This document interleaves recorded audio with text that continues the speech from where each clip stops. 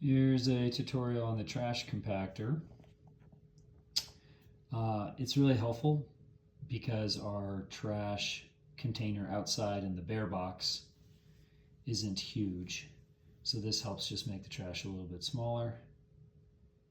So to open it, you just use the foot pedal on the bottom, opens up.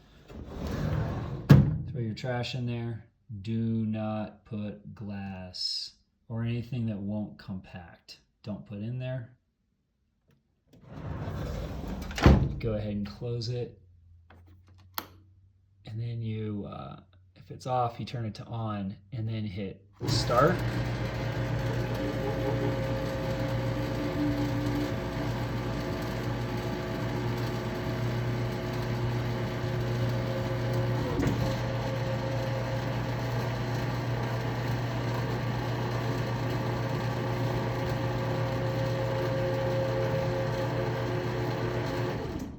That's it.